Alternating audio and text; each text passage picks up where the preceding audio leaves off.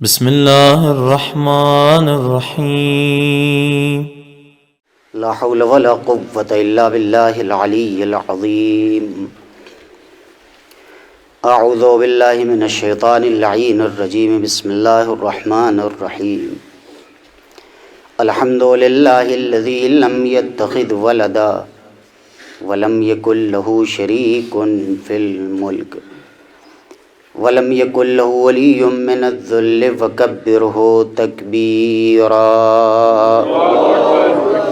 والصلاة والسلام والتحية والإكرام على الرسول الأمي مكي المدني القرشي الأبطحي سيدنا ونبينا وحبيب قلوبنا وطبيب نفوسنا أبي القاسم محمد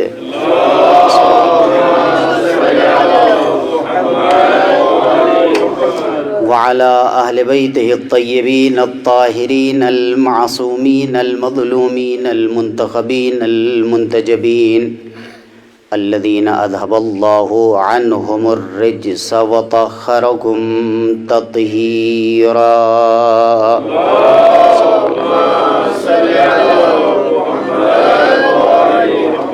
سيما بقية الله المنتظر وحجته الثاني عشر واللعن على أعدائهم وقاتليهم وغاصبي حقوقهم ومنکری فضائلہم ومصائبہم وولایتہم والشاکین فیہم والمنحرفین عنہم ومن کل ولیجۃ دونہم الی یوم الدین آمین رب العالمین اما بعد فقد قال اللہ تبارک وتعالی فی کتابہ الکریم بسم اللہ الرحمن الرحیم یا ایہا الذین آمنوا اتقوا اللہ وکونوا مع الصادقین صلوات پر محمد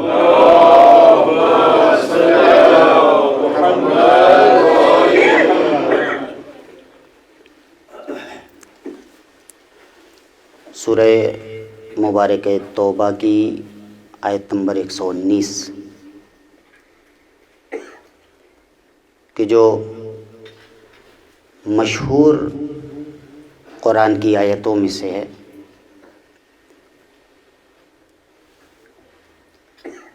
اور جس کے اوپر متعدد گفتگو، ہزارہ گفتگو ہو چکی ہیں، اور تذکر کے عنوان سے کچھ چیزیں آپ کے سامنے بیان کرنی ہیں کہ جس میں پروردگار عالم مخاطب کرتا ہے کسے؟ ہر انسان کو نہیں۔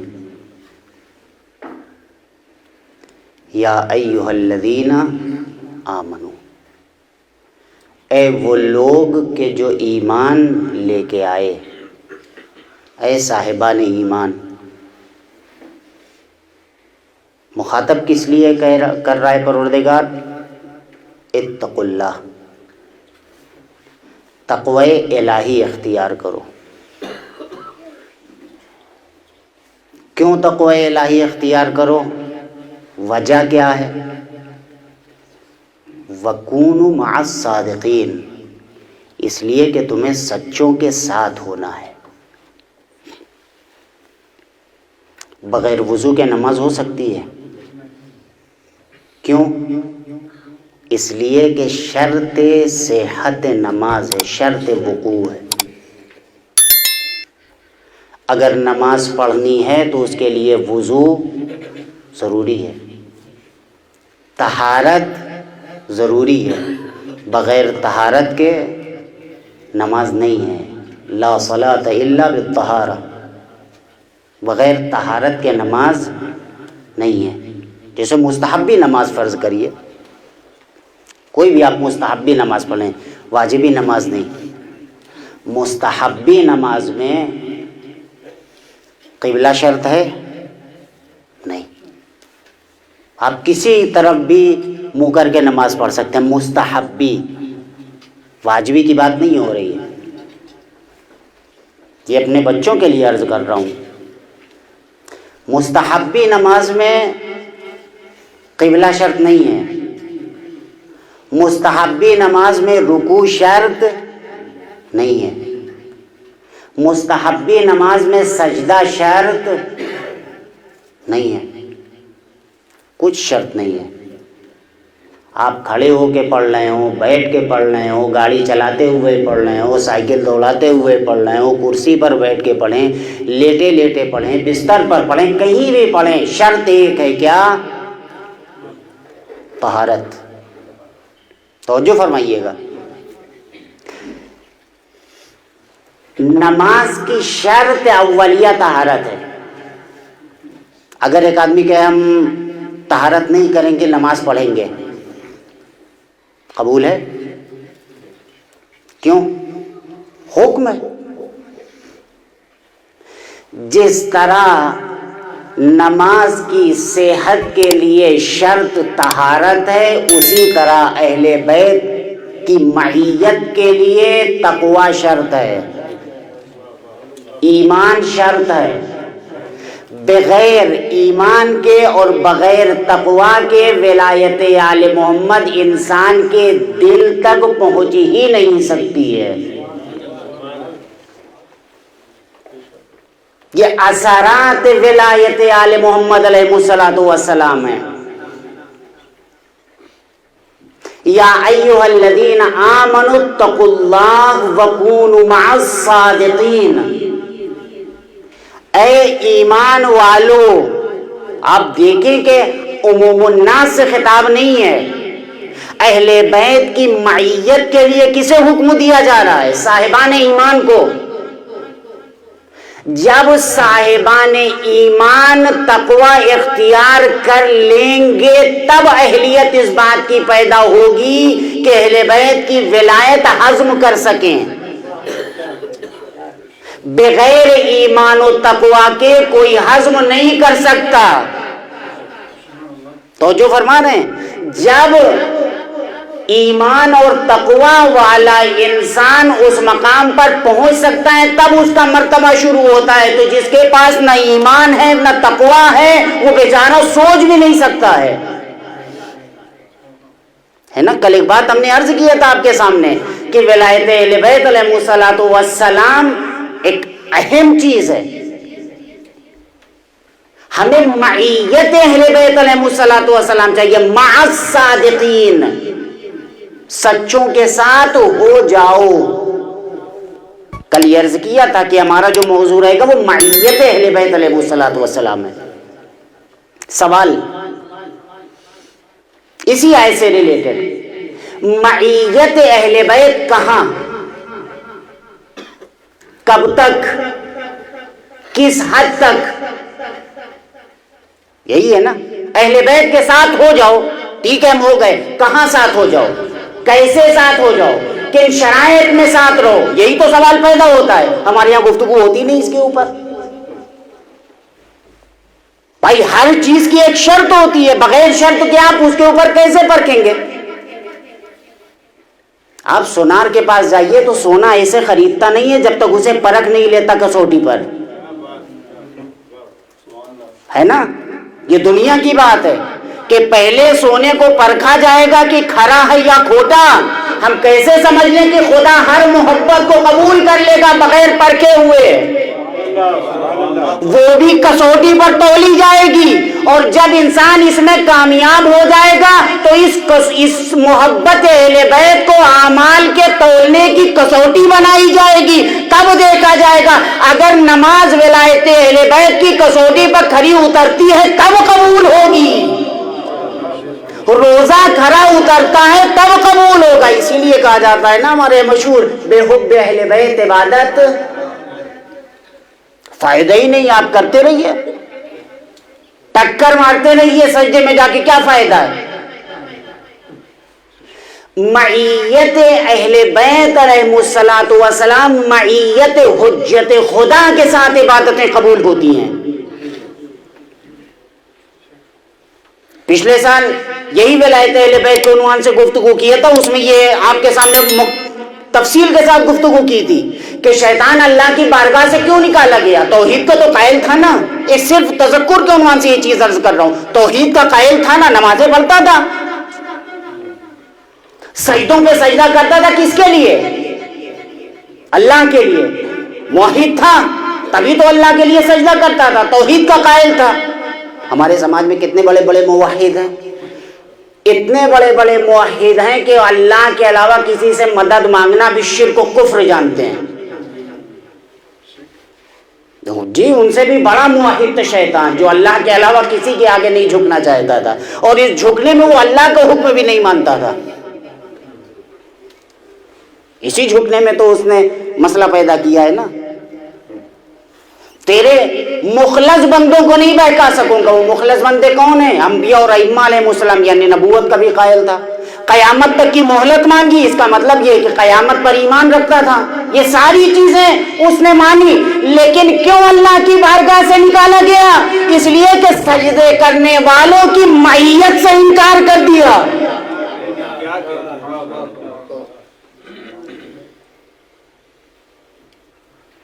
یہ قرآن مجید کی بات ہے.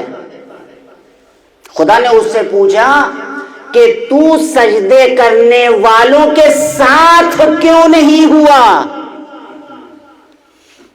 یہ نہیں پوچھا کہ تو نے سجدہ کیوں نہیں کیا. لم تکن مع الساجدین, تو سجدہ کرنے والوں کے ساتھ کیوں نہیں ہوا. یہ قرآن مجید کی آیت ہے. اس کا مطلب یہ ہے کہ چاہے نماز ہو, چاہے روزہ ہو, چاہے حج ہو, چاہے زکوٰۃ ہو, چاہے خمس ہو, ہر چیز کے لیے معیت شرط ہے, ساتھ میں. کہاں معیت شرط ہے؟ معیت کی 3 قسمیں ہیں.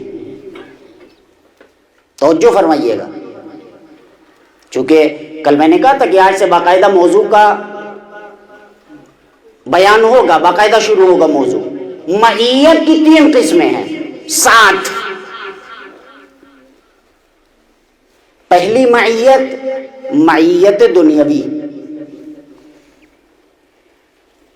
دنیا میں ساتھ ہوں. آج ہم کیوں تڑپ رہے ہیں؟ اس لیے کہ ہمارا امام تو ہے مگر ہمارے ساتھ نہیں ہے, اسی لیے تو ہماری تڑپ ہے نا زیادہ. ہم جب دعا کرتے ہیں کیا کہتے ہیں؟ انشاءاللہ آئندہ سال خدایا جب ہم فرش اعضا بچھائیں تو اپنے امام کی معیت میں بچھائیں, ان کے ساتھ بچھائیں. اس کا مطلب یہ ہے کہ اعمال میں فرق ہوتا ہے. ایک عمل جو بغیر امام کے کیا جائے اس کی اہمیت دوسری ہے, جو معیت امام میں کیا جائے اس کا اثر دوسرا ہے. تو ایک ہو گئی معیت دنیاوی. دوسری معیت اخروی, آخرت میں معیت, جسے معیت حشری بھی کہا جاتا ہے. حشر میں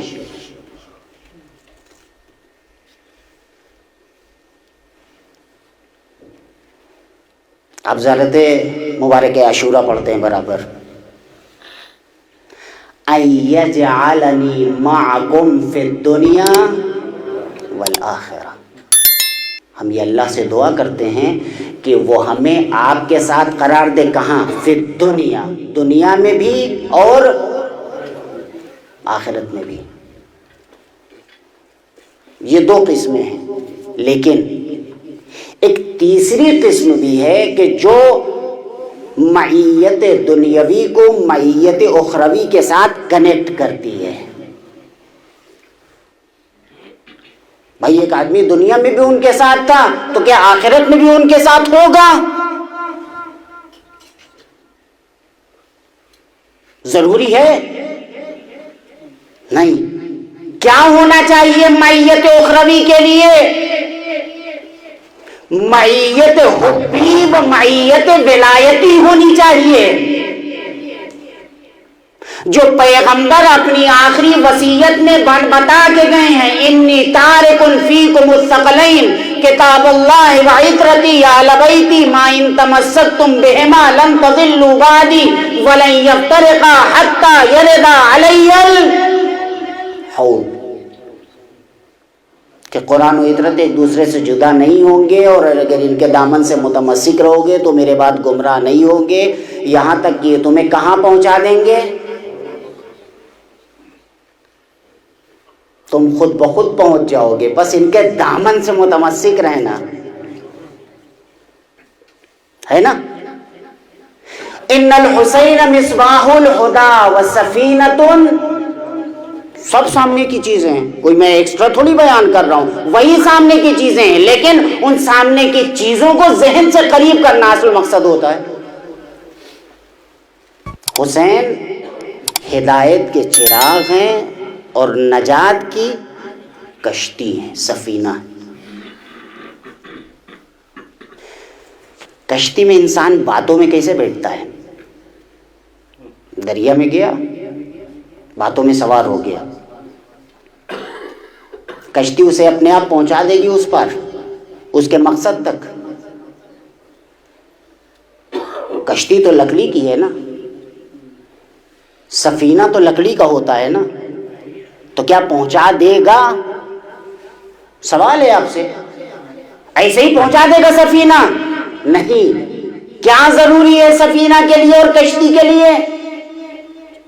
نا خدا، ملاح، کشتی کھینے والا، چلانے والا،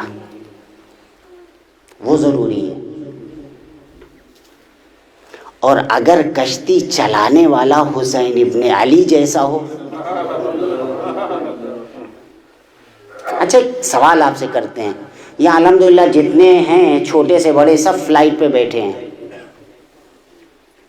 جاتے ہیں ایئرپورٹ، آپ کا کام ہو گیا، فوراً گئے آپ فلائٹ میں، آپ نے کرسی پیچھے کی اور ٹھاٹ سے آپ بیٹھ گئے، اس کے بعد تھوڑا سا لائٹ بند ہوئی اور وہ دوڑنے لگا، آپ نے آنکھ پہ رومال رکھا، اور جناب اتنا اطمینان کیوں ہے؟ کوئی پلین اڑانے والا، کوئی پائلٹ معصوم ہے؟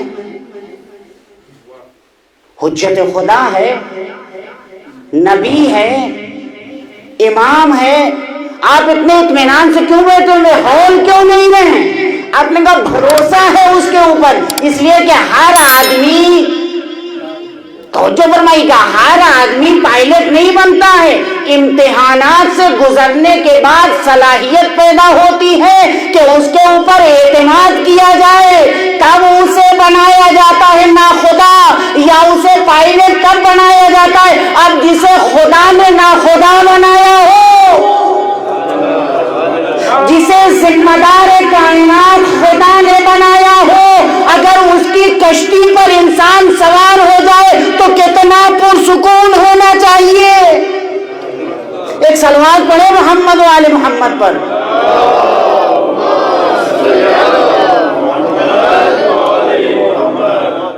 ہے یا نہیں ہے؟ اسی لیے تو فرش عزائے حسین ابن علی پر سکون ملتا ہے، اسی لیے تو اطمینان قلبی نصیب ہوتا ہے انسان کو، کچھ ملے یا نہ ملے، عزاداری حسین مل جائے، ماتم مل جائے، مجلس مل جائے، عزاداری مل جائے۔ کیوں؟ اتنا بھروسہ ہے ان کے اوپر۔ آپ سب سے ایک سوال کرتا ہوں، اپنے آپ سے سوال کرتا ہوں، کیا ہم میں سے کسی نے امام حسین کو دیکھا ہے؟ کبھی خواب تک میں دیکھا ہے؟ کبھی تصورات میں بھی باتیں کی ہیں؟ نہیں، لیکن یہ غلط ہے، تصورات میں باتیں کرنی چاہیے، اس لیے کہ آل محمد ہمارے تصورات کے اوپر بھی حاکم ہے یا نہیں ہے؟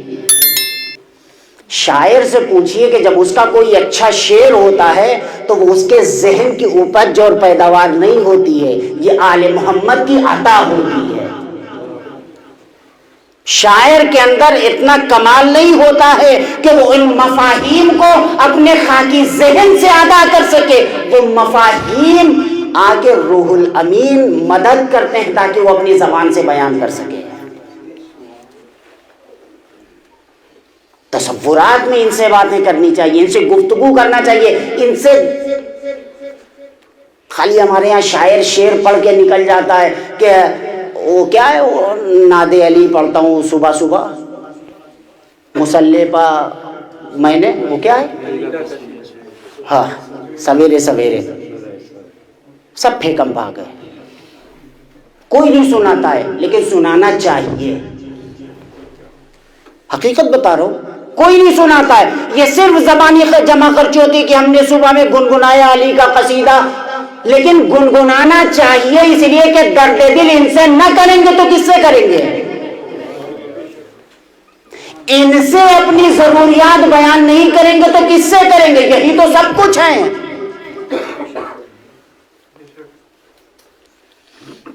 فَمَعَكُمْ مَعَكُمْ لَا مَعَ غَيْرِكُمْ، ہم تمہارے ہی ساتھ ہیں اور سب کچھ تمہارے ساتھ ہے، تمہارے غیر کے ساتھ تو کچھ بھی نہیں ہے۔ یہی ہے نا، زیارتیں آپ کوئی بھی اٹھائیے، زیارت عاشورہ ہو، زیارت جامعہ ہو، علی یاسین ہو، امین اللہ ہو، زیارت غدیر ہو، کچھ بھی اٹھائیے، بے ابی انت و امی، میرے ماں باپ آپ کے اوپر قربان ہو جائیں، انی سلم لمن سالمکم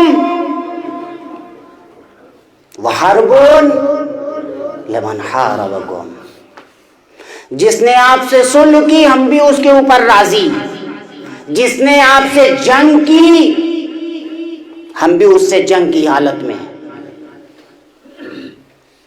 عدو لمن عاداکم، جو آپ کا دشمن، جی وہ ہمارا دشمن، الٹا نہیں ہے، جو ہمارا دشمن وہ آپ کا دشمن، اس لیے کہ ہماری دشمنی کا معیار کچھ ہے، ان کی دشمنی کا معیار کچھ ہے، فرق یہی سے آتا ہے۔ دیکھیے گا کچھ باتیں ابھی آپ کی خدمت میں عرض کروں گا، وہ تلخ ضرور ہیں لیکن حقیقت ہیں، کیونکہ ایام محرم ہے، ہمارے ہاں جو بھی نوحے پڑھے جاتے ہیں آج کل، اور جتنے نوحے نئے نئے مارکیٹ میں آتے ہیں، اس لیے کہ محرم آتے ہی نوحوں کی مارکیٹنگ شروع ہو جاتی ہے نا، سیڑھیاں آنے لگتی ہیں اور فلاں کا نوحہ اور فلاں کا نوحہ، یہ کسی خاص کی طرف اشارہ نہیں، ایک عام بات ہے، جتنے بھی نئے نوحے آتے ہیں آپ اس میں دیکھیے، کربلا کے ماؤں کی تمنا کیا تھی؟ علی اکبر کا صحرا دیکھتی، قاسم کی ماں کی تمنا کیا تھی؟ قاسم کا صحرا دیکھتی ہے نا، اون محمد کے ماں کی تمنا کیا تھی؟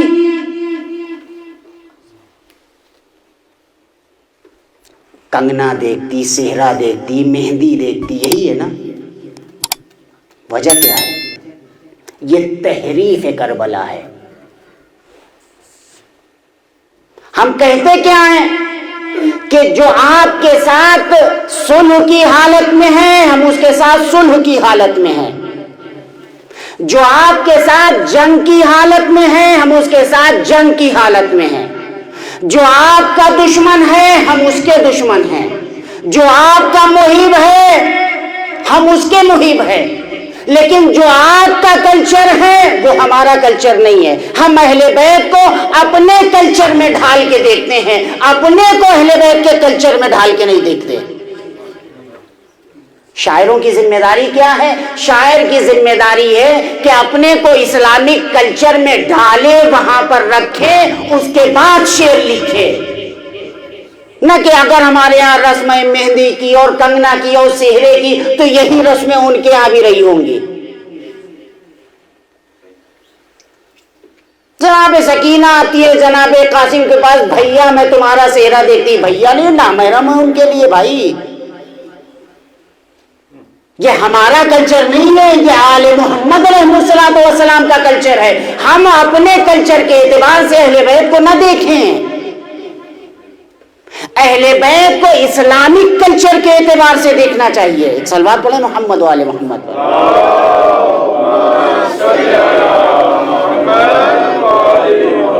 بات اسی کی ہو رہی ہے، معیت اہل بیت کی، تو تو فکری اعتبار سے بھی تو معیت ضروری ہے، عملی اعتبار سے بھی تو معیت ضروری ہے، سوچ بھی تو ویسی ہونی چاہیے کہ جو آل محمد کی تھی۔ تو ہمارے سوچ میں اور آل محمد کی سوچ میں اختلاف کیوں؟ ہمارے کلچر میں ان کے کلچر میں اختلاف کیوں؟ اس کا مطلب ہے کہیں نہ کہیں معیت میں کمی ہے، اور یقیناً ہے۔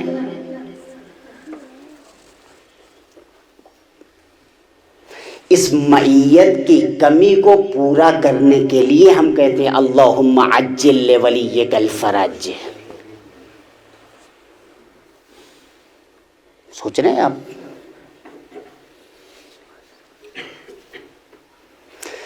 زیارت مبارک عاشورہ کا جملہ ہے فَاسْأَلُوا اللَّهَ الَّذِي أَكْرَمَنِي بِمَعْرِفَتِكُمْ۔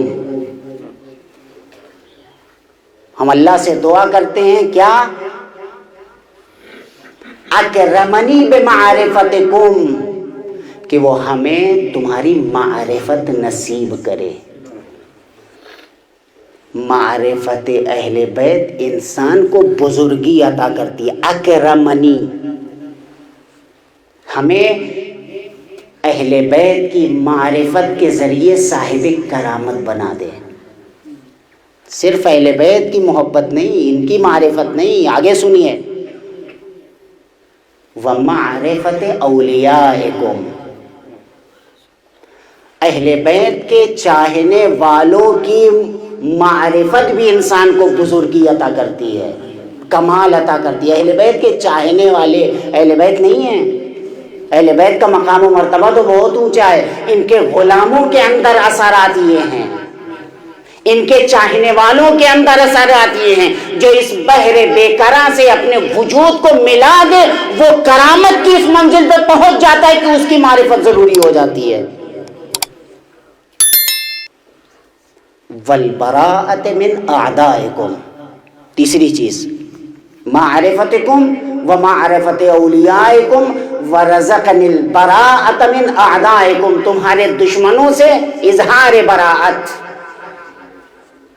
ہم ان سے بری ہیں، ہم سے ان سے کوئی مطلب نہیں ہے، کوئی لینا دینا نہیں ہے۔ ان تین چیزوں کے ذریعے انسان اللہ سے کیا تقاضا کرتا ہے؟ امام حسین کا چاہنے والا کیا تقاضا کرتا ہے خدا سے؟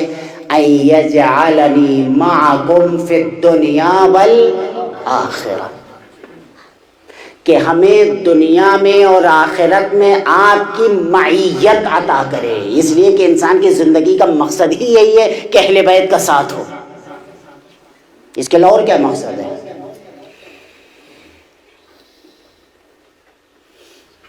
اہل بیت ہی کی وجہ سے تو ہم نے اللہ کو پہچانا ہے، یہی تو وجہ اللہ ہے، یہی تو عین اللہ ہے، یہی تو لسان اللہ ہے، یہی تو جنب اللہ ہے، سب کچھ تو یہی ہے، یہی تو عکس الہی ہیں۔ انہی کو دیکھ کے تو انسان خدا کو پہچانتا ہے کہ جب یہ اتنے صاحب کرامت ہیں تو ان کا خدا کیسا ہوگا جس کے آگے یہ اپنی پیشانی جھکاتے ہیں۔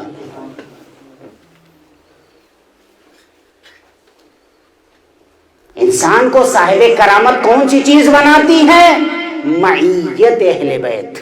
اور کل اپنی گفتگو میں یہی چیز عرض کیا تھا کہ رجعت کا مفہوم اور فلسفہ یہی ہے کہ جب ہمارا امام آئے گا تو جو لوگ گزر گئے ہیں انہیں زندہ کیا جائے گا ان کے قبروں سے، تاکہ وہ کمال ایمان حاصل کر سکیں۔ دل تو بہت چاہ رہا تھا کہ امام کے ساتھ رہ کر ان سے باتیں پوچھ کر دین پر عمل کرتے، مگر امام نہیں تھے، ہم مر گئے، کیا ہوگا؟ خدا زندہ کرے گا۔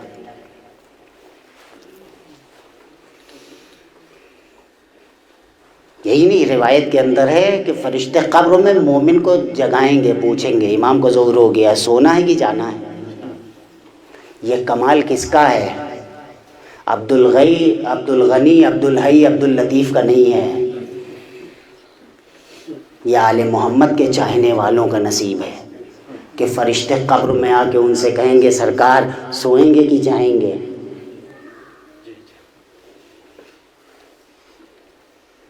روایات ہیں معصومین علیہ الصلوۃ والسلام کی. یہ کس کا کمال ہے؟ عشق علی کا کمال ہے. معیت اہل بیت تو بہت سے لوگوں نے اختیار کیا ہے. معیت دنیاوی جو 3 مرحلے آپ کے سامنے بیان کیے نا، معیت دنیاوی، معیت اخروی، اور ان دونوں کو جو ملاتی ہے، جو اہم ہے سب سے، وہ معیت ولائی اور محبتی اور حبی ہے. سب سے زیادہ یہ ضروری ہے، اور سارا جھگڑا اسی معیت کے اوپر ہے. معیت کہہ رہا ہوں، میت نہیں کہہ رہا ہوں کہ آپ یہ سوچیں میت کے اوپر بات ہو رہی ہے. معیت یعنی ساتھ، یہ سب سے زیادہ ضروری ہے. اہل بیت علیہ الصلوۃ والسلام کی معیت پیغمبر کے بعد کتنے لوگوں نے اختیار کیا؟ ارتد الناس بعد رسول اللہ صلی اللہ علیہ وآلہ وسلم الا 3 و 4، 3 یا 4 کے علاوہ سب پھر گئے امیر المومنین سے. 3 یا 4، جو یہ 3 اور 4 باقی رہے وہ کہاں پہنچ گئے کہ کوئی 9ویں درجے کا صاحب ایمان، کوئی 8ویں درجے کا، کوئی 10ویں درجے کا. یہ بنے کس کی معیت میں؟ 8ویں 9ویں اور 10ویں درجے کے صاحب ایمان، کل ایمان کی معیت میں. یعنی اگر مومن بننا ہے تو امیر المومنین سے رشتہ قائم کرنا پڑے گا. کوئی ہے کہ جو بغیر استاد کے بہت بڑا عالم بن جائے؟ ہے کوئی؟ آپ نے کبھی سنا ہے؟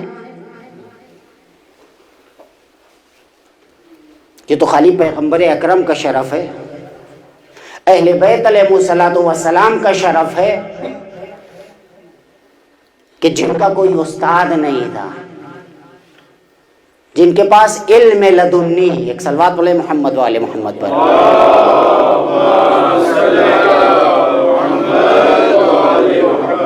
تو بات ہماری معیت کی ہو رہی ہے. معیت اہل بیت علیہ الصلوۃ والسلام کا ساتھ سب سے زیادہ ضروری ہے. ہر چیز میں، نماز ہو، روزہ ہو، حج ہو، زکوٰۃ ہو، خمس، ہر چیز میں معیت اہل بیت کو معیار قرار دیا گیا ہے. اس پر تولا جائے گا. کھرا اترتا ہے کہ نہیں؟ محک لگایا جائے گا.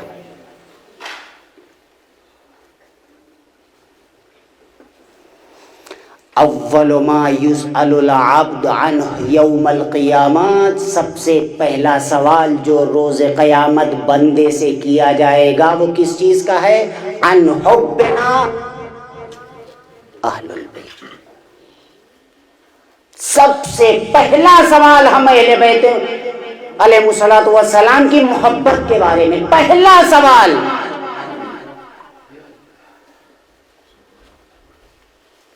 جب سب حساب و کتاب ہو جائے گا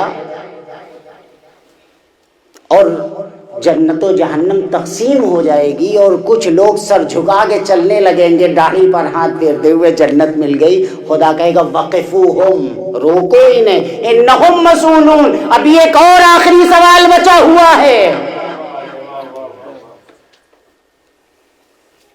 عن حبنا اہل البیت. یہاں پھر سوال ہوگا، یعنی پہلا بھی آخری بھی، یعنی قیامت 2 بریکٹ کے درمیان ہے اور دونوں ولایت علی.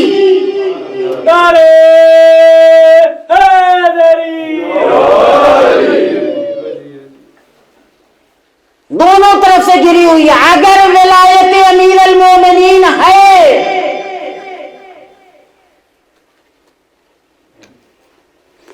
اس کو معیت اہل بیت علیہ الصلوۃ والسلام کے ساتھ انجام دیا گیا ہے تو قبول.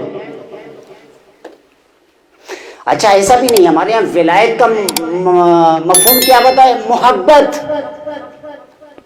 محبت نہیں، معیت اہل بیت.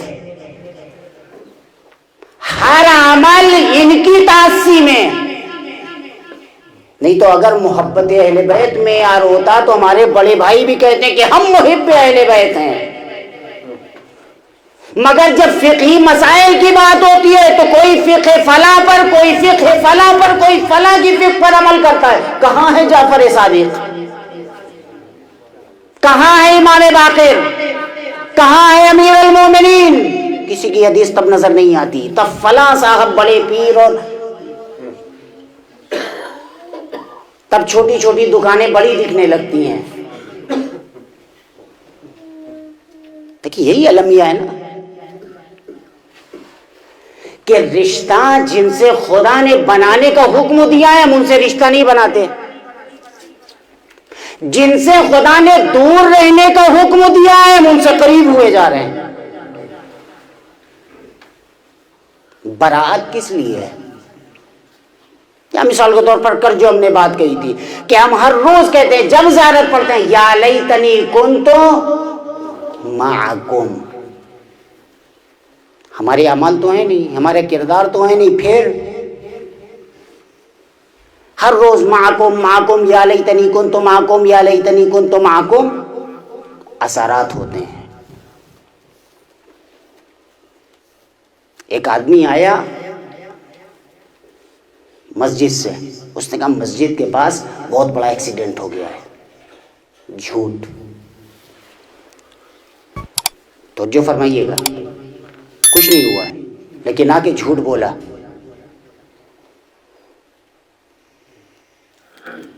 پانچ آدمیوں کے بیچ میں، اس کے بعد انہی پانچ آدمیوں میں سے ایک نے دوسرے گروپ میں بتایا کہ وہاں ایکسیڈنٹ ہو گیا، اس گروپ کا آدمی پھر اس گروپ میں آیا، اس نے کہا ایکسیڈنٹ ہو گیا ہے، جہاں یہ خود بھی تھا، پہلا جھوٹا۔ یہ جھوٹی خبر نشر ہونے لگی اور اتنا لوگوں کے زبان زد ہوئی، اتنا زیادہ کہ یہ جھوٹا جس نے جھوٹی خبر اڑائی تھی اب سوچنے لگا کہیں واقعی تو ایکسیڈنٹ نہیں ہوا۔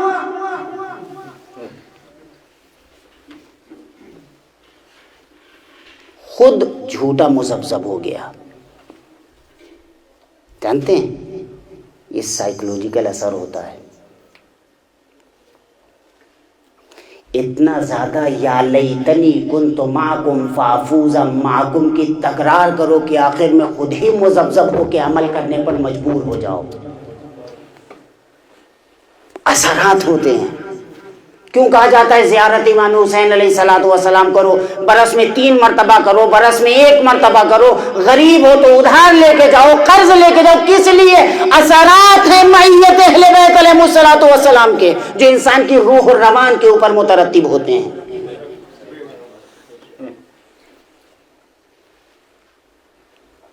انسان مترتب ہوتے ہیں اثرات۔ ایک صلوات پڑھے محمد والے محمد۔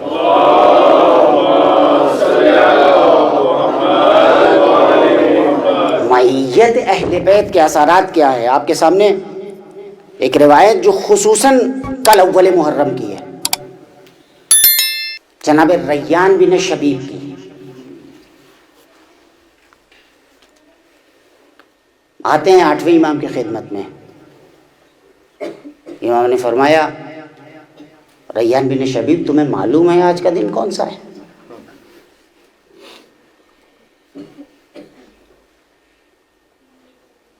معلوم ہے کیا ہے؟ آج اول محرم ہے۔ امام نے فرمایا آج کے دن روزہ رکھنا چاہیے۔ آج ہی کے دن جناب یحییٰ علیہ السلام کو اللہ نے جناب زکریا کو دیا، اس لیے کہ جناب زکریا نے آج ہی کے دن دعا مانگی تھی اور اللہ نے قبول کیا۔ امام نے فرمایا تمہیں معلوم ہے یہ آنے والا مہینہ کیسا ہے؟ زمان جاہلیت میں لوگ اس مہینے میں جنگ و جدال کو حرام جانتے تھے، محرم کے مہینے میں۔ امام فرماتے ہیں زمان جاہلیت میں لوگ اس مہینے میں جنگ و جدال کو حرام جانتے تھے، اور اسلام نے جس مہینے میں جنگ و جدال کو حرام قرار دیا ہے اسی محرم کے مہینے میں نواسۂ رسول کو قتل کیا گیا۔ عورتوں کی ہتک حرمت کی گئی. 18 جوانان بنی ہاشم کو گوسفندوں کی طرح ذبح کیا گیا. یہ روایت کے جملے. اس کے بعد امام فرماتے ہیں ما فی الارض شبیہون، وہ ایسے تھے کہ اس زمین کے اوپر کوئی ان کی شبیہ و نظیر نہیں ہے. اسی 3 فراز آپ کے سامنے بیان کریں گے اسی روایت کے. پہلا، امام فرماتے ہیں یا ابن شبیب ان سرک ان تسکن الغرف المبنیۃ فی الجنہ، اگر تم جنت میں ساکن ہونا چاہتے ہو، وہاں کے گھروں میں رہنا چاہتے ہو، مع النبی، نبی کی معیت میں، نبی کے ساتھ، فلعن قتلۃ الحسین، تو حسین ابن علی کے قاتلوں پر لعنت کرو. کون سی بہت بڑی چیز ہے لعنت؟ ٹائم لگتا ہے؟ نہیں، لیکن ہر انسان لعنت نہیں کرتا ہے، بلکہ یوں کہا جائے کہ ہر انسان کو توفیق نہیں ملتی ہے. ہمیں دعا کرنا چاہیے اللہ سے ہمیں توفیق عنایت فرمائے عشق اہل بیت کی اور ان کے دشمنوں سے اظہار براءت کی. فلعن قتلۃ الحسین، اگر پیغمبر کے ساتھ جنت میں رہنا چاہتے ہو، پیغمبر کے ساتھ،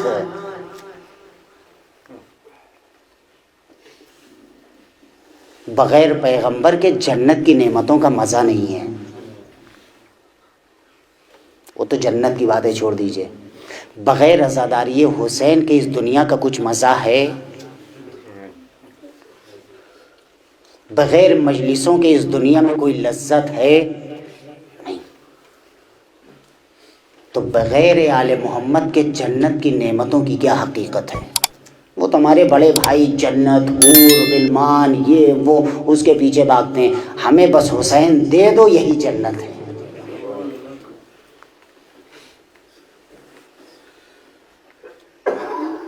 عشق حسین. پھر فرماتے ہیں یا ابن شبیب ان سرک ان یکون لک من الثواب مثل ما لمن استشهد مع الحسین علیہ السلام فقل متى ما ذکرت یا لیتنی کنت معکم فافوز معکم. اے شبیب کے بیٹے، اگر تم چاہتے ہو تمہیں اتنا ہی ثواب ہو جتنا حسین کے ساتھ شہید ہونے والوں کو اجر و ثواب ملا ہے، تو جب بھی امام حسین کو یاد کرو، ان شہداء کو یاد کرو، تو اس جملے کی تکرار ضرور کرنا، یا لیتنی کنت معکم فافوز معکم. کاش ہم بھی آپ کے ساتھ ہوتے تو عظیم کامیابی کے درجے پر فائز ہو جاتے. جب بھی یاد کرو تمہیں شہدائے کربلا کا ثواب ملے گا، اجر ملے گا. اس کے بعد تیسرا جملہ یا ابن شبیب ان سرک ان یکون معنا ان تکون معنا فی الدرجات العلا من الجنان، اگر یہ چاہتے ہو کہ جنت کے بلند درجوں میں ہمارے ساتھ رہو. توجہ فرمائیے گا، آل محمد کے لیے جنت کے چھوٹے موٹے درجے نہیں ہیں. وہ تو شاید ہم لوگ سوچ بھی نہیں سکتے ہیں، تصور بھی نہیں کر سکتے ہیں کہ ان کے لیے خدا نے کیا رکھا ہے. لیکن وہ ہماری طرح خود غرض نہیں ہے.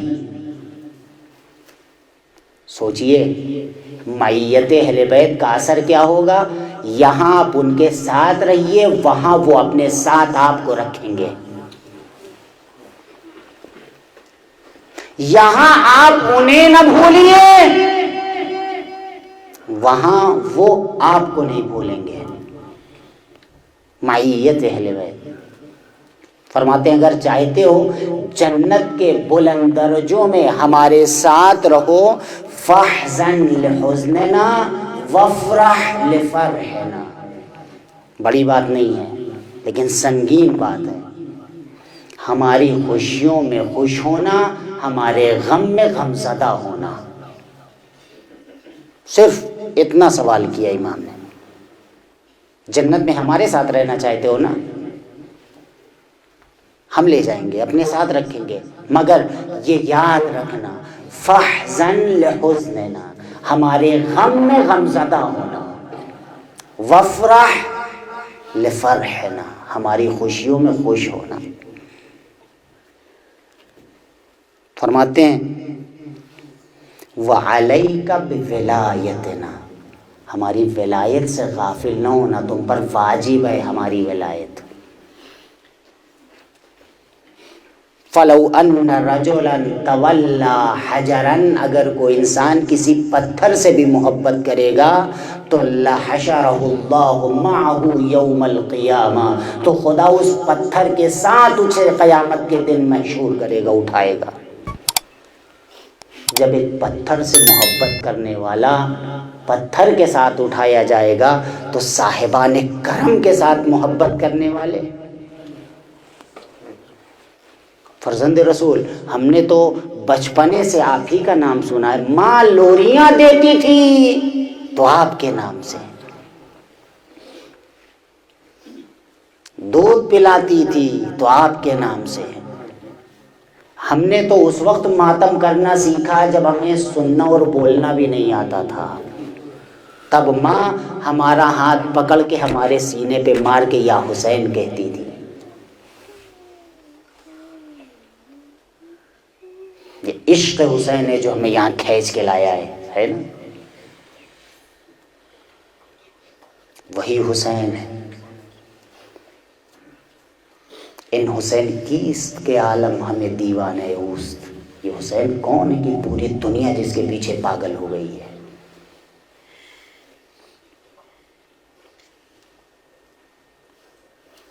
کون ہے یہ حسین؟ آج جیسے جیسے عالم انسانیت جاگتی جا رہی ہے نا، حسین کو پہچانتی جا رہی ہے۔ 1400 سال قبل آواز استغاثہ بلند ہو رہی تھی، کوئی سننے والا نہیں تھا۔ جانتے ہیں 26 رجب المرجب کو امام حسین نماز عشاء کے بعد مسجد النبی میں بیٹھے ہوئے ہیں کہ وہاں سے ایک شخص آیا، اس نے کہا دارالامارہ میں ولید نے آپ کو بلایا ہے۔ امام نے کہا کہ جاؤ کہہ دو میں آ رہا ہوں۔ اس میں بڑے بڑے افراد کا نام تھا، عبداللہ ابن عباس، عبداللہ ابن زبیر، عبداللہ ابن جعفر، حسین ابن علی، ایسی ایسی شخصیتیں تھیں، اچھے بڑے نام تھے۔ یہ سب مسجد میں جمع تھے۔ بلایا عبداللہ ابن زبیر امام حسین کے پاس، ہمیں کس لیے بلایا جا رہا ہے؟ امام حسین نے فرمایا مجھے محسوس ہو رہا ہے کہ طاغوت وقت واصل جہنم ہو گیا ہے اور ہمیں بیعت کے لیے طلب کیا جا رہا ہے۔ یہ جملہ سنا اور عبداللہ ابن زبیر مسجد سے اٹھا، سیدھے گھر گیا، وہاں سے اپنا بوریا بستر اٹھائے اور سیدھے مکہ نکل گیا اسی رات۔ لیکن امام حسین علیہ السلام ابھی سوچ ہی رہے تھے کہ پھر دوسرا آدمی آ گیا، آپ کو فوراً بلایا جا رہا ہے۔ امام حسین علیہ السلام نے کہا میں کہہ رہا ہوں کہ جاؤ تم، ابھی آ رہا ہوں میں۔ بزرگان بنی ہاشم ساتھ میں تھے، سرکار سید الشہداء چاہتے تو چلے جاتے مگر نہیں گئے۔ جانتے ہیں کیوں؟ اس لیے کہ جو نہضت کربلا کی ذمہ دار خاتون تھی، حسین نے اس سے ابھی مشورہ نہیں کیا تھا۔ کون؟ زینب کبریٰ۔ سوچئے کس شیر دل خاتون کا نام ہے زینب، کس بصیرت خاتون کا نام ہے زینب، کس سیاست داں خاتون کا نام ہے زینب، کہ امام وقت زینب کبریٰ سے مشورہ کرنے کے لیے جا رہے ہیں۔ گئے جناب زینب کے پاس، بہن ایسا ایسا بھی پیغام آیا ہے، مجھے بلایا گیا ہے۔ جناب زینب نے فرمایا میں تنہا جانا آپ کے لیے مناسب نہیں سمجھتی ہوں، تو کیا کروں؟ جوانان بنی ہاشم کو ساتھ لے کے جائیے، عباس، علی اکبر، قاسم اور محمد ساتھ میں جاؤ۔ گئے امام حسین علیہ السلام، جوانان بنی ہاشم سے کہا تم دارالامارہ کے باہر رکنا، لیکن یاد رکھو جب میری آواز بلند ہو تو تلواریں کھینچ کے دربار میں داخل ہو جانا۔ امام حسین دربار میں داخل ہوئے، ولید نے امام کا استقبال کیا، پہلو میں مروان بھی بیٹھا ہوا تھا، اس نے یزید کا خط پڑھ کے سنایا کہ جس میں لکھا ہوا تھا کہ معاویہ کے مرنے کی خبر تھی۔ امام نے فرمایا انا للہ و انا الیہ راجعون، اور اس کے بعد اس نے کہا کہ یزید حاکم شام کا جانشین ہے، اس نے آپ سے بیعت کا مطالبہ کیا ہے اور یہ لکھا ہے کہ حسین سے اسی وقت یا بیعت لے لو یا سر کاٹ کے ان کا شام بھیج دو۔ امام حسین علیہ السلام نے فرمایا دیکھ تو یہ بہتر نہیں سمجھے گا کہ مدینے والے یہ کہیں کہ حسین نے رات کے اندھیرے میں بیعت کر لی ہے، تجھے پسند نہیں ہوگا؟ اس نے کہا یقیناً ایسا ہے کہ مجھے پسند نہیں ہے۔ امام نے کہا یہ چیزیں سوچنے کے لیے چھوڑ دے، اور یہ فیصلے دن کی روشنی میں کیے جاتے ہیں، رات کے اندھیرے میں نہیں کہ میں بیعت کروں گا یا نہیں۔ ولید نے کہا ٹھیک ہے آپ کو میں موقع دیتا ہوں، آپ جائیے۔ بھائی امام حسین علیہ السلام اٹھے تھے کہ ایک مرتبہ مروان نے ولید سے کہا ولید حسین اگر آج ہاتھ سے نکل گئے تو واپس نہیں آئیں گے۔ وہ یہ جملہ سننا تھا کہ فاطمہ کے لال نے اپنی آستین چڑھا دی، کون مجھے قتل کرے گا؟ تو قتل کرے گا یا ولید قتل کرے گا؟ اے نیلی آنکھوں والی عورت کے بیٹے کس میں جرأت ہے؟ یہ جملہ سننا تھا کہ جوانان بنی ہاشم درانہ دربار میں ننگی تلواریں لے کے داخل ہو گئے، عباس، علی اکبر، قاسم اور محمد سب دربار میں ہے۔ ایک آواز بلند ہوئی، اس پر ننگی تلواریں لے کے آ گئے۔ آج حسین اکیلے کھڑے حل منا سلیلی انصرنا کہنے ہیں، عباس اور محمد، قاسم، حبیب، زہیر، ارے کہاں ہو؟ جانتے ہیں تاریخ کیا لکھتی ہے؟ تاریخ لکھتی ہے کہ امام حسین جب گھوڑے پر سوار ہوتے تھے نا تو کوئی آگے بڑھتا تھا، کوئی لگام پکڑتا تھا، کوئی ابا سنبھالتا تھا، کوئی رکاب سنبھالتا تھا، کوئی بازو پکڑتا تھا، لیکن اب جب رخصت آخر کے بعد حسین خیمے سے نکلے ہیں تو کوئی نہیں ہے۔ فَنَظَرَ يَمِينَهُ وَشِمَالَهُ، حسین بڑی حسرت بھری نظروں سے کبھی دائیں دیکھتے ہیں بائیں دیکھتے ہیں، کوئی نظر نہیں آ رہا ہے۔ ایک صیحہ کیا درد عالم سے بھرا، یا بطال الصفا یا فرسان الحجا، اے میرے شہ سوارو، اے میرے بہادرو، ارے کیا ہو گیا؟ حسین سوار ہو رہا ہے۔ آواز نہ آئی، فرمایا یقیناً آواز نہیں دو گے اس لیے کہ موت نے تمہیں مجبور کر دیا ہے۔ جزاکم ربکم خیر الجزا۔ آپ پرسے کے لیے آئے ہیں نا، اول ماہ محرم کل ہے، یہ شب اول ہے، یقیناً آج اگر تصورات کی دنیا میں جا کے کربلا میں آپ فاطمہ کی آواز سنیے گا، ولدی ولدی، اے میرے لال حسین، ارے تو نے کیا بگاڑا تھا؟ فاطمہ کی آواز گونج رہی ہوگی دشت نینوا میں، فرات کے کنارے، اس لیے کہ شب اول ماہ محرم آ گئی۔ امام زمانہ وارث امام حسین ہے نا، ان کی خدمت میں مولا ہمارے ان آنسوؤں کو قبول کریے گا، ہماری عزاداری کو قبول کریے گا، بی ہمارے آنسوؤں کو اپنے رومال میں ضرور جگہ دیجیے گا، اس لیے کہ شاید ہمارے آنسو آپ کے لال کے زخم کے مرہم بن جائیں۔ امام حسین علیہ السلام گھر واپس آئے، بیت الشرف آئے، بہن انتظار کر رہی تھی بڑی بے چینی سے، بھیا کیا ہوا؟ کچھ نہیں ہوا، وہ میرے قتل کے در پہ تھے، ارادہ کیا ہے؟ مدینہ رہنے کے قابل نہیں رہا۔ زینب سامان سفر باندھو، اس لیے کہ اب مدینہ سے روح مدینہ نکل رہی ہے، جان مدینہ مدینہ سے جا رہا ہے۔ ان 2 راتوں کے اندر عالم یہ ہے کہ امام حسین جناب سیدہ کی قبر پر جاتے ہیں، واپس آتے ہیں، پھرتے دل بے چین ہو جاتا ہے اور بچے کی طرح بھاگتے ہیں ماں کی قبر پر۔ عجیب کیفیت ہے ان 2 راتوں میں، کبھی نانا کے مزار پہ جاتے ہیں، کبھی بھائی کی لہر پر جاتے ہیں، کبھی ماں کی قبر پر جاتے ہیں، گھٹنیوں چلتے ہوئے گر جاتے ہیں، اماں آپ کی قبر سے آپ کے لال کو دور کیا جا رہا ہے۔ جزاکم ربکم خیر الجزا۔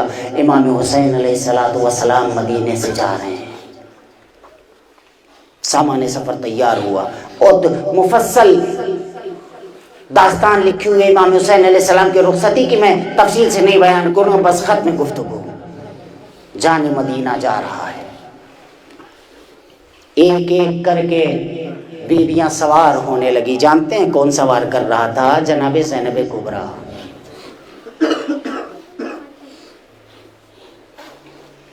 منادی کرا دی گئی، کوئی گھر سے باہر نہ آئے، بیویاں سوار ہو رہی ہیں۔ محلے بنی ہاشم سے آج کوئی نہ گزرے، بیویاں سوار ہو رہی ہیں، کبھی ام لیلہ سوار ہو رہی ہیں، کبھی ام فروا سوار ہو رہی ہیں، کبھی فضہ سوار ہو رہی ہیں، ایک ایک شہزادی سوار ہو رہی ہے۔ آخر میں مورخ یہ لکھتا ہے ایک بلند قامت خاتون چادر سے ڈھکی ہوئی نکلی۔ جب وہ خاتون نکلی تو امام حسین اپنی کرسی سے کھڑے ہو گئے، ابو الفضل عباس آگے بڑھے، علی اکبر آگے بڑھے، قاسم آگے بڑھے اور محمد آگے بڑھے اور سب گئے، محمل کو چاروں طرف سے گھیر لیا۔ حسین نے بازو پکڑا اور باز زمین پہ بیٹھ گئے، بیوی کے پیروں کو اپنے زانوں پر رکھا، بیوی سوار ہوئی ہے۔ بیوی سوار ہونا ہی چاہتی تھی کہ ایک مرتبہ ٹھہر گئی۔ عباس تم سے ایک وعدہ چاہیے۔ ہاں بیوی فرمائیے کہ عباس یہ وعدہ کرو جس اہتمام سے لے جا رہے ہو اسی اہتمام سے واپس لے کے آؤ گے۔ بھئی یہ جملہ سننا تھا کہ حسین ابن علی کے چہرے کا رنگ بدل گیا۔ میں نے ذاکروں سے سنا ہے خطبہ کہتے حسین کے چہرے کا رنگ بدلا۔ اے عباس ارے یہ وعدہ نہ کرنا، زینب اطلحت شام سے جا رہی ہے لیکن جب واپس آئیں گی ارے گودیاں ویران ہوں گی، مانگے سولی ہوں گی، زبان پہ مرثیہ ہوگا مدینہ تو جدنا لا تقبلینا فبالحسرات والاحزان جئنا خرجنا منك بالاهلين جمعا رجعنا لا رجال ولا بنینا۔ ماتم حسین۔ لبیک یا حسین، لبیک یا حسین۔